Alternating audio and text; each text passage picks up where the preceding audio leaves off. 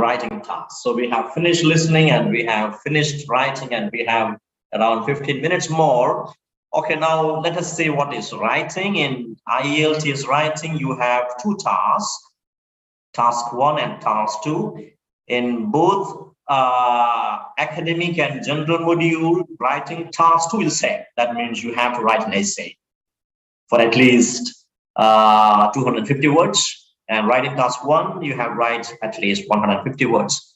So in academic, it is a pictorial representation like a pie chart or a graph or something like that will come under.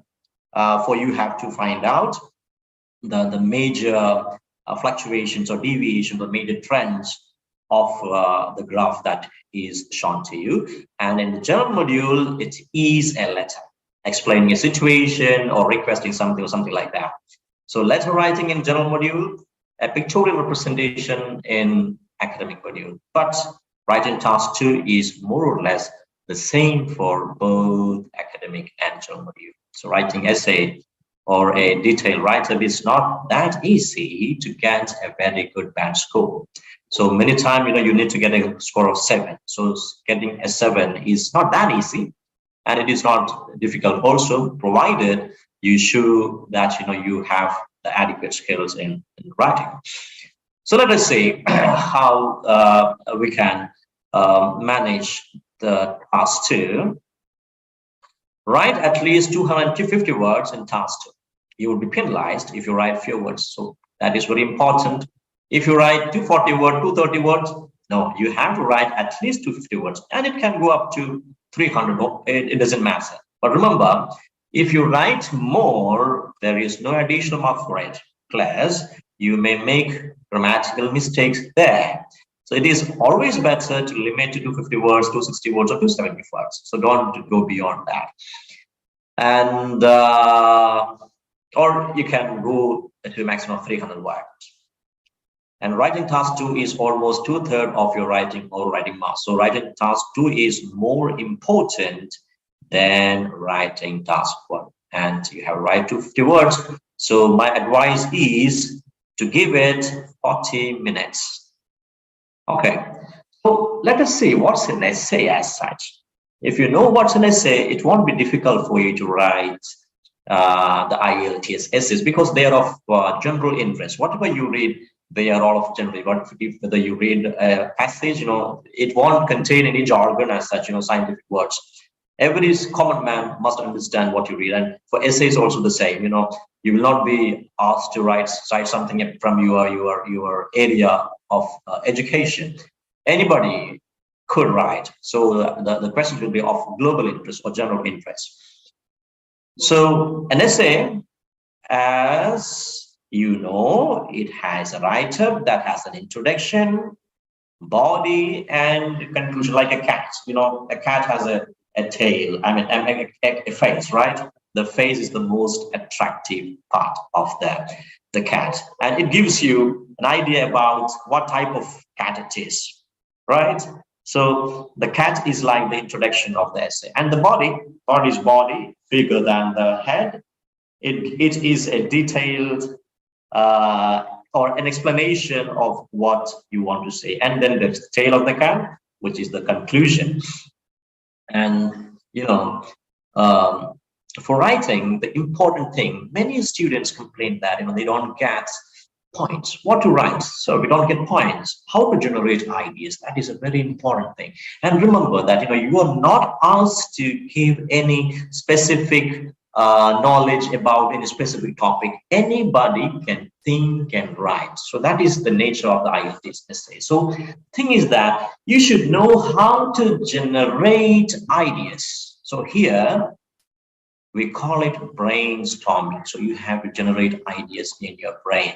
You read the question and you understand the question. It is very important to understand the question, what the question asks for you to do, and then after understanding the question, you have to generate ideas, either from the rubric or your own knowledge. You get the topic already there, and then you have to develop, associating with your experience, and knowledge, and then you generate ideas. Then they bubble up. All the ideas bubble up in your brain, and they are there. And then you will arrange all those ideas. You may take a pen and a paper, and then jot down the important points, arrange them. All the important points that you have brainstormed. In other words, this is the real beginning of your essay. So you understood, you read the question, you understood the question, and you have written up all the important points after brainstorming.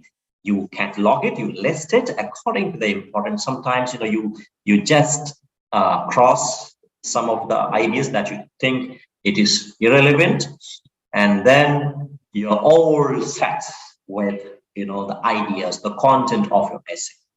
The next thing is, you have to organize your essay. As I told you, introduction, body, and conclusion. So introduction is what? Introduction just means introducing the essay to the reader. It is a bird's eye view of the whole essay and give a hint to the reader about the content of the essay. So when the content or the introduction is read, the reader understands what he's going to read further in the body.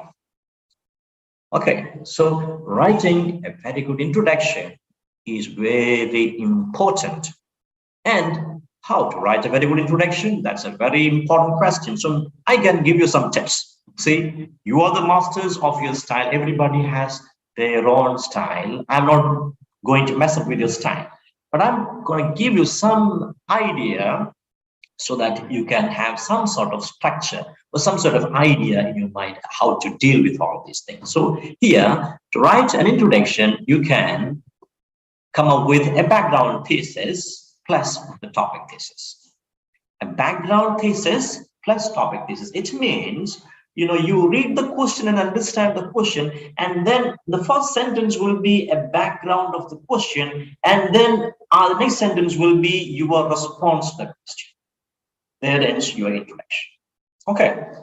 And then comes the body. It is the elaboration of your ideas. And it should have more than one paragraph. Some people, write just one big paragraph. That is not at all good. You have to divide your writing into appropriate paragraph. Paragraphing is very, very important. You have to divide your writing into paragraphs. And what is a paragraph? A paragraph is one main idea plus supporting ideas. So a paragraph contains, most often, one main idea plus supporting ideas with examples and illustrations. And when you start another important idea, you must write another paragraph. You understand? So in the introduction, you introduce the topic, and then you're writing the content from the brainstormed ideas in the list, and you pick up one idea, and then you elaborate it, and then you come up with the next idea, you start another paragraph. So this is how you are supposed to write your body. And then comes, many times, people say, if you look at off your paragraphs and the sentences will look after them, they have problem in writing the sentences. But if you have good paragraphing, your sentences will take care of themselves. You don't need to worry about the sentences. And then we have the conclusion. And the conclusion is a summary of your arguments with the body, a suggestion or a solution, your opinion, agreement or disagreement. You can find different types of IELTS essays. So one of them is agreement and disagreement essays. And sometimes, you can give as a conclusion your opinion, whether you agree with it or whether you disagree with. And it can be a suggestion or a solution for a problem, or it can be a summary of your argument in the body. So this is what, IELTS writing task 2 is. I think, is it clear to you? Is it clear? Okay. So I haven't read the chat for some time. So there were questions regarding the reading. Okay, we'll come to it later. Okay, here, okay, it says yes. Okay, let's move to the next session. Next slide. Okay, here, I can give you an example here. Learning English from an English-speaking country is the best, but not the only method. Do you agree or disagree? This is the question, or this is the topic for your essay. Learning English from an English-speaking country is the best, but not the only method. Do you agree or disagree? This is a question for writing task too. So you have to read the question and you have to understand. What did you understand here? That's very important. So what did you understand? You understand that English can be learned in both ways. One way is go into an English-speaking country and learn English there. And the other method is you can still stay in your own country where English is not spoken as the native language, but still you can learn. But it is not as good as learning English from the English-speaking country. This is the way you have to understand this. Do you agree or disagree? So do you agree with this fact? So if you agree, you have to elaborate on what you agree, the question, or if you disagree, you can say that no, it is the best method is to study English in one's own country, not by going in English-speaking country. Whatever way, you have to substantiate your answer. That is important. It is not mandatory that you have to agree with the question here. You can have your own idea, your own opinion, but you should know how to substantiate your answers. You cannot simply say an opinion, right? Whatever you say, you have to substantiate, you have to back up with valid points. So look here, how can we brainstorm? Here? So learning English from an English-speaking country is the best, but not the only way. You agree or disagree. So here,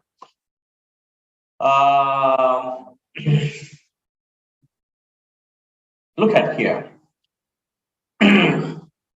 How to brainstorm. So here it's an agree disagree question. So you understand that the advantages of learning English from an English-speaking country would be the disadvantages of learning English in one's own country. So I have given the ideas here. For example, here one can listen to a lot of English. So here the first column says about the advantages of learning English from an English-speaking country. I have given you them in this column about that, and in this column, learning English from one's own country. So look at these points here. One can listen to a lot of English. If you go to, for example, if you go to England and learn English, every time you listen to English, you don't listen to anything else but only English, right? And this will not be the case when you learn English in India. One can listen English only in the classroom. So you've got 2 points. One point is already here that you got, and the opposite of that is another point that also you can write in your essay. And the second thing is the teachers are native speakers. So when you learn English from native speakers, obviously it has got its own advantages. You are getting the original, the fresh from the farm, not polluted or corrupted.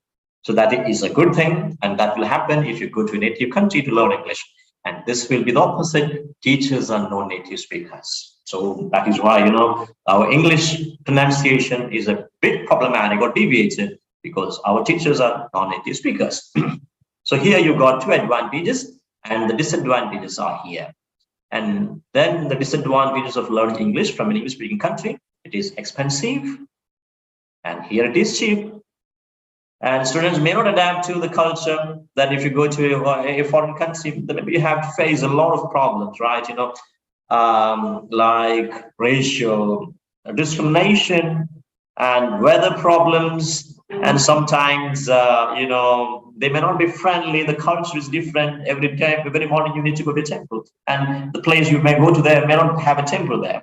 So all these are problems, right?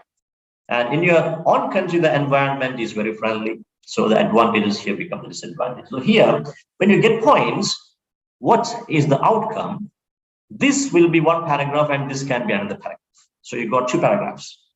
Introduction, 1 paragraph, you talk about learning English in a native country. And a 3rd paragraph, you will talk about learning English from one's own country. And then you give a conclusion, right? And I would like to say that even though English is from Learning English from an English-speaking country is the best.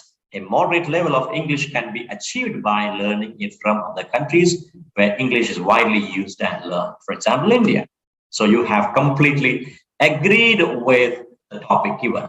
So I told you about the introduction here. So introduction can be like this: background thesis plus topic thesis. You can write English has become the lingua franca of the modern world. Some prefer learning English from English-speaking countries, while some other choose their own home country. So I have given a background thesis, and then I have come up with the topic in the next sentence. We can simply paraphrase the question. So here it is. It is always good to learn a language in a country where it is spoken. However, it is not the only method to learn a language. So you simply paraphrased it. You used a different way of writing the same question, and it becomes your perfect introduction.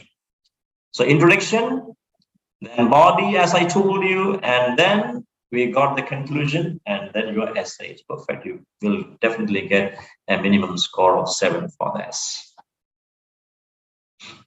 Let me see the chat. Agree, sir. Agree. English language is most used in communication path. Okay, that's nice. So this is, writing task 2, and you may come across a variety of questions. And coherence and cohesion, all of these things are important. How the ideas move from one idea to another idea, how linguistically you connect your sentences, right? Coherence and cohesion. Coherence means, how relevant your ideas, when you put together ideas, they should be connected to each other. They are known as coherence. And also it should be cohesive. That means you should use linguistic devices or linking words to connect those ideas. So one is abstract and the other one is very concrete. That means you're using linguistic words, or linking words to connect ideas. So coherence, cohesion, and the structure of the body gives you a perfect essay.